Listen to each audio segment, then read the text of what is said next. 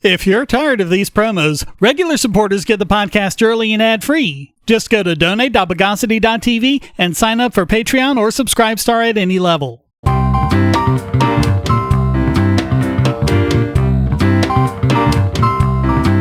Welcome to the Bogosity Podcast for the week of May 17th, 2020. The podcast that's always a woman to me.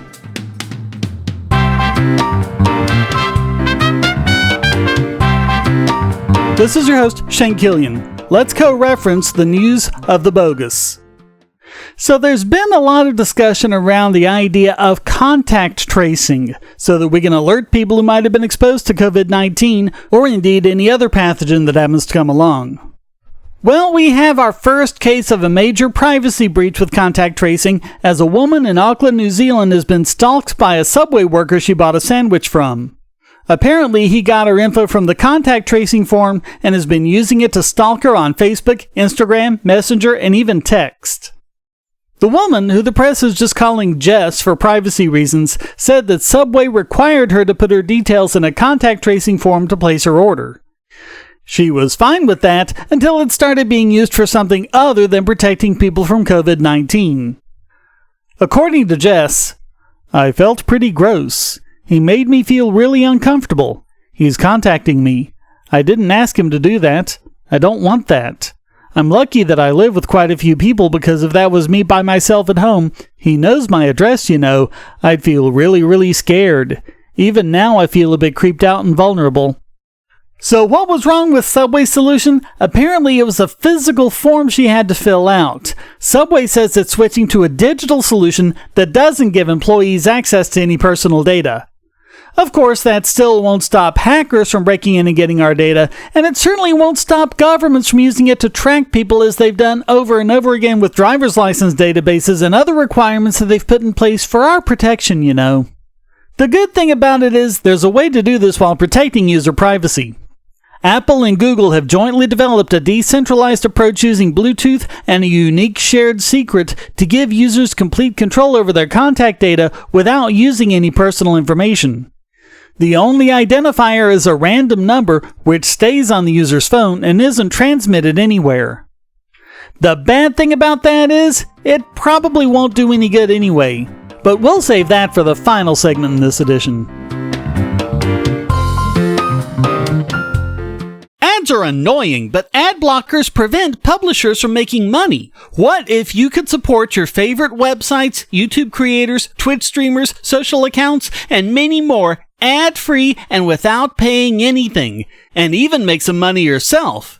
It's not a pipe dream, it's airtime. Go to airtime.bogosity.tv and get the browser extension, and you'll earn cryptocurrency for the sites you visit, and so will the publisher. This is not a crypto miner. You and the publisher will both get part of the reward from current miners of the BitTube cryptocurrency, with no middleman taking a cut. Even if the publisher hasn't signed up yet, his tube will be put into a dedicated wallet that he can claim upon sign up. You can also use your tube to tip publishers and even purchase products. Airtime monetizes users and publishers with no ads or crypto miners. Go to airtime.bogosity.tv and start making money now.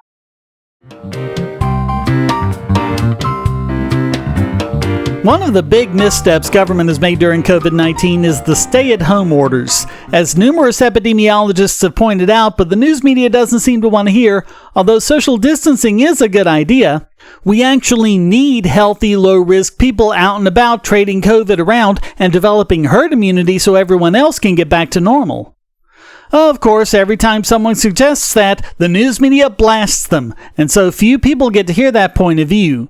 So it's refreshing to hear Andrew Napolitano defending a Texas salon owner for refusing to shut down her business for the duration of the pandemic. Judge Knapp said, "He actually asked her to admit that she was selfish. What is this, catechism class in the 4th grade?"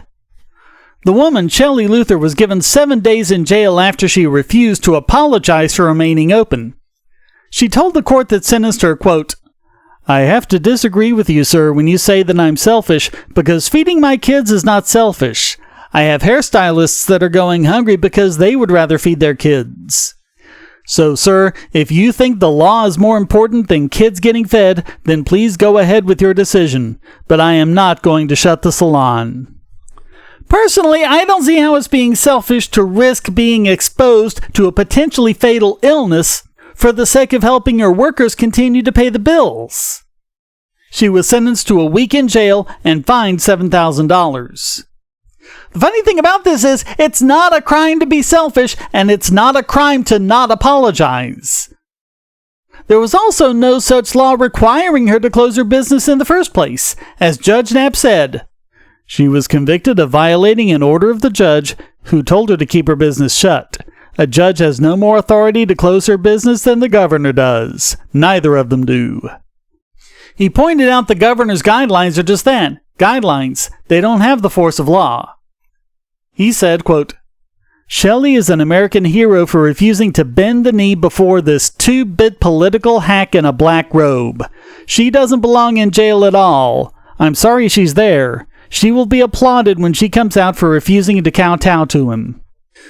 Fortunately, the Texas Supreme Court set her free, and Governor Greg Abbott amended his order to prevent incarceration for those who don't comply. Quote, throwing Texans in jail who have had their businesses shut down through no fault of their own is nonsensical, and I will not allow it. Good for Shelley and good for Judge Knapp for standing up against cowboy judges who think they can just make up the law as they go along. That is exactly the opposite of how this system is supposed to work.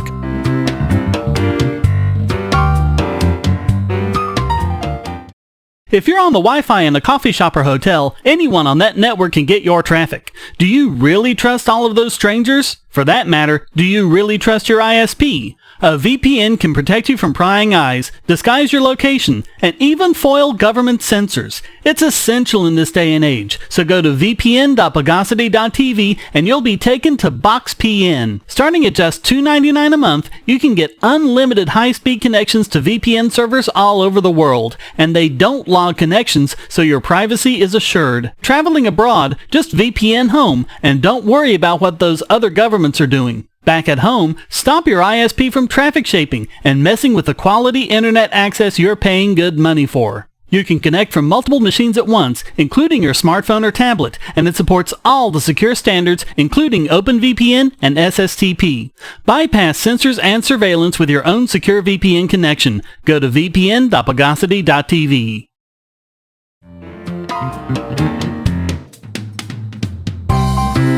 Here's a report on an interesting subject from Bloomberg. Inscatech is a private firm that investigates fraud in the supply chain of the food that comes to our store shelves. Its founder, Mitchell Weinberg, says that in the 11 years since he founded the firm, China was actually the biggest area for both fraudsters and those developing the technologies to stop them, technologies that include the blockchain. China has been implicated in all sorts of food scandals, from baby formula laced with melamine to rat meat dressed up as lamb. Weinberg's company is developing molecular markers and genetic footprints to help make sure that the food on our shelves is the real deal.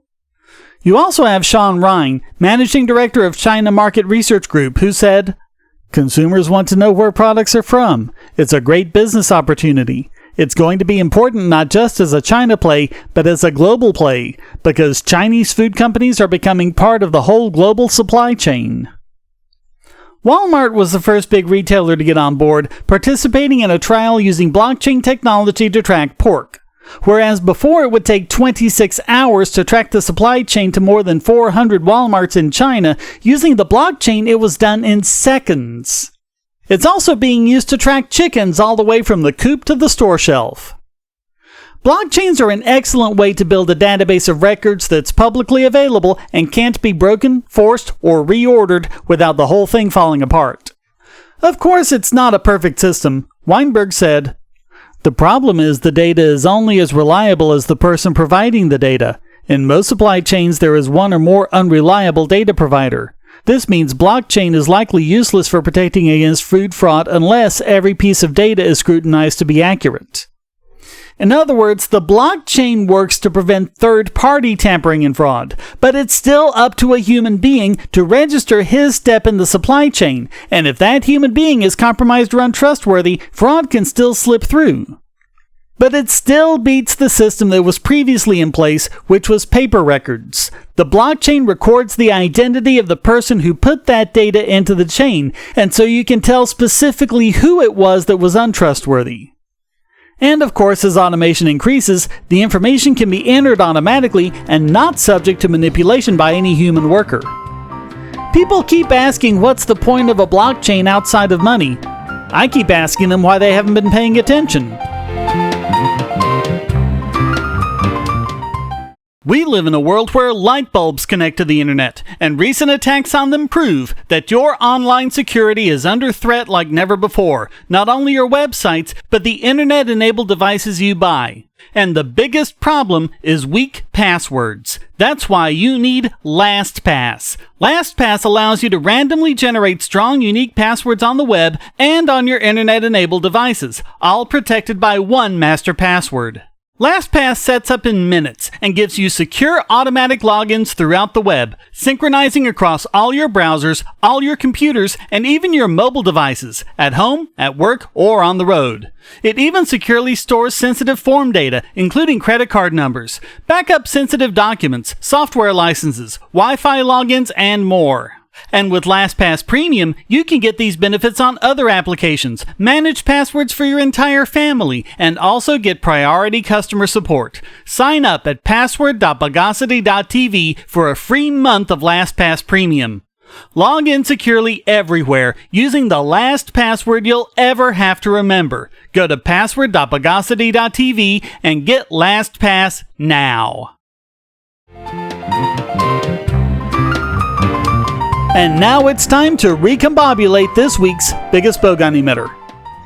And this week it goes to the news media. Sharp-eyed listeners might have noticed the absence of any links. This is because of a problem that is pervasive, and as a result, this segment is more of a rant than anything else.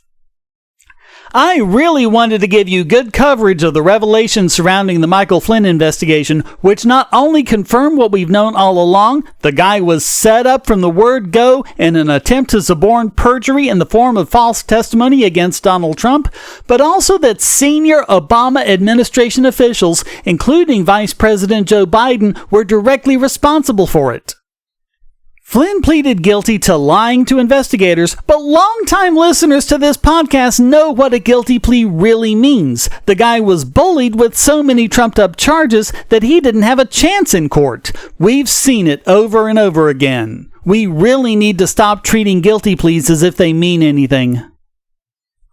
So I wanted to do a good story covering all of this. The problem is I can't find any good coverage anywhere. The liberal side of the media is all about, oh, Trump is rewriting history just like his buddies the Russians do. They use the word revisionist even though this information is actually documented. And can you believe they're still trying to cling to the Trump-Russia conspiracy garbage? Even AP's coverage was full of bias and invective.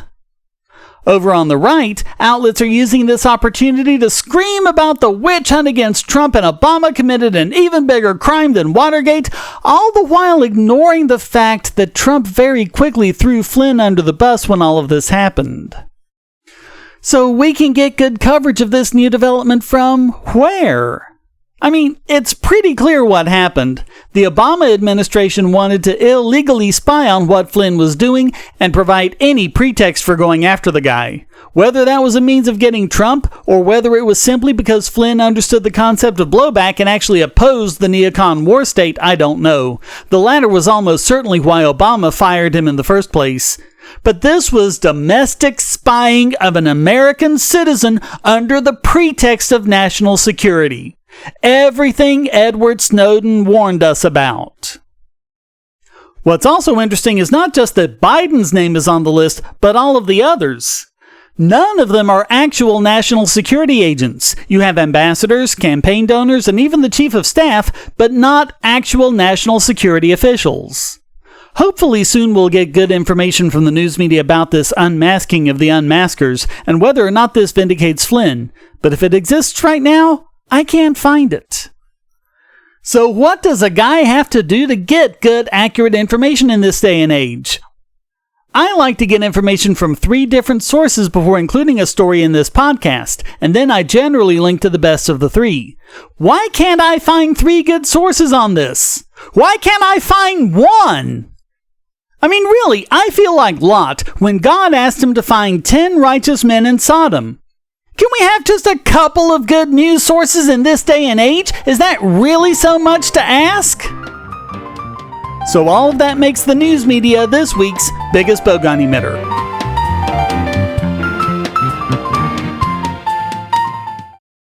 I want to tell you about the eyeglasses I've been wearing for years. As people can see on my videos, I have a very strong prescription, which makes glasses more expensive, especially when I need computer glasses, reading glasses, prescription sunglasses, and most expensively, progressive lenses for general everyday wear.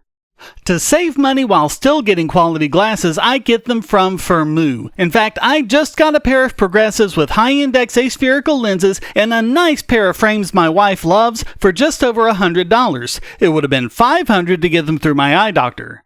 Not only do they look good, the glasses are durable. I've worn many pairs for several years without problems. All orders come with a 30-day return policy, a 3-month warranty, and one-on-one customer service. Go to Firmoo, that's FIRMOO.Bogosity.tv anytime you need quality glasses at a low price. Once again, that's Firmoo.Bogosity.tv.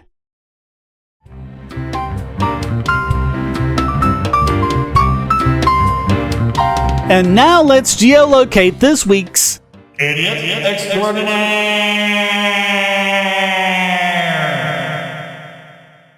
And we started off this podcast talking about the contact tracing apps that are being pushed by governments as a means of letting people know they've come into contact with someone who's tested positive for COVID-19.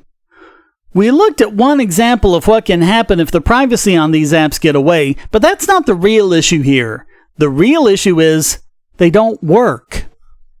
Even though Iceland managed to get 38% of its population to download it, they found, according to Deputy Inspector Gester Palmason, quote, "The technology is more or less, I wouldn't say useless, but it's the integration of the two that gives you results. I would say it has proven useful in a few cases, but it wasn't a game changer for us." Iceland was early to tracking coronavirus, and they've had the biggest success in doing so. And yet it seems that little, if any, of the credit goes to these contact tracing apps. The key, it seems, was manual tracing. And despite how some have reacted to that, Iceland's small population of 364,000 is not a factor here. Scaling up to larger populations will make the problem worse, not better. In fact, it'll get exponentially worse. It's the handshake problem writ large. Security expert Bruce Schneier actually said that these apps, quote, "have absolutely no value. I'm not even talking about the privacy concerns, I mean the efficacy. Does anyone think this will do something useful?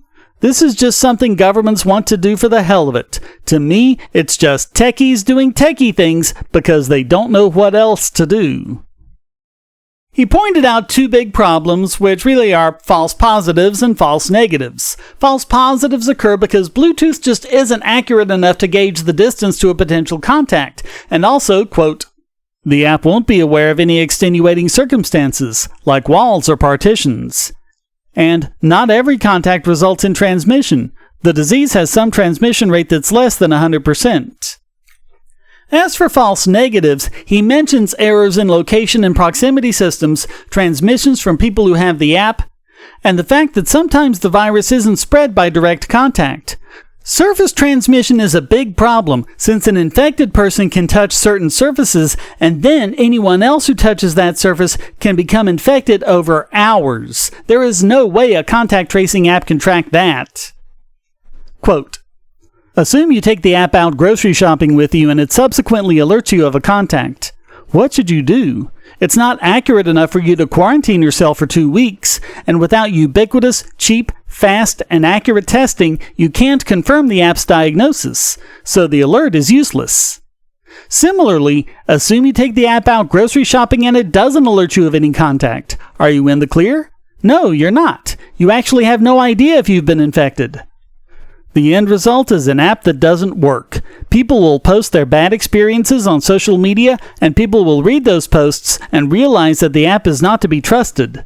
That loss of trust is even worse than having no app at all. It has nothing to do with privacy concerns. The idea that contact tracing can be done with an app and not human health professionals is just plain dumb. He linked to a study from the Brookings Institute which said, though technologists at Apple, Google, and a number of academic institutions have given some thought in their planning documents to the possibility that their tools could be exploited and abused, they need to be much more candid about the limitations of the technology, including the fact that these approaches should never be used in isolation if they are used at all. Like thermometers, tires, and many other products that operate safely only within a specific range, these apps should come with a warning about their many points of failure. There is a real risk that these mobile-based apps can turn unaffected individuals into social pariahs, restricted from accessing public and private spaces or participating in social and economic activities. And a commenter linked to a Duke University study which said, cell phone-based apps recording proximity events between individuals are unlikely to have adequate discriminating ability or adoption to achieve public health utility, while introducing serious privacy, security, and logistical concerns. Instead, timely contact tracing can be achieved through strengthened public health case investigation, augmented by technology and community-level collaborations. Maybe in future, governments shouldn't think about tracking our whereabouts as the solution to every problem. So all of that makes the proponents of these contact tracing apps this week's Idiot Extraordinaire! Well, that wraps up this What Are You Doing Here, Icehole edition of the Bogosity Podcast. I hope you enjoyed it. If you did, please keep this podcast going by subscribing and supporting in one of several different ways you can find at donate.bogosity.tv, including PayPal, cryptocurrency, or subscribing at Patreon or Subscribestar to listen early and ad-free. Also, please come to discord.bogosity.tv where you can join the discussion and post a question, statement, news article, or rant. Thank you for listening. Until next time, here's a quote from Margaret Chase Smith. It is high time that we all stopped being tools and victims of totalitarian techniques. Techniques that, if continued here unchecked, will surely end what we have come to cherish as the American way of life. The Bogosity Podcast is licensed under Creative Commons Attribution Non-Commercial No Derivatives 4.0 International License.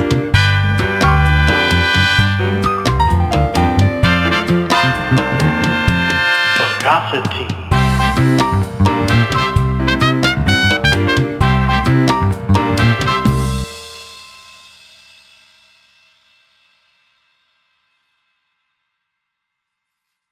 Ads are annoying, but ad blockers prevent publishers from making money. What if you could support your favorite websites, YouTube creators, Twitch streamers, social accounts, and many more ad-free and without paying anything, and even make some money yourself? It's not a pipe dream, it's airtime. Go to airtime.bogosity.tv and get the browser extension, and you'll earn cryptocurrency for the sites you visit, and so will the publisher. This is not a crypto miner. You and the publisher will both get part of the reward from current miners of the BitTube cryptocurrency, with no middleman taking a cut. Even if the publisher hasn't signed up yet, his tube will be put into a dedicated wallet that he can claim upon sign up. You can also use your tube to tip publishers and even purchase products. Airtime monetizes users and publishers with no ads or crypto miners. Go to airtime.bogosity.tv and start making money now.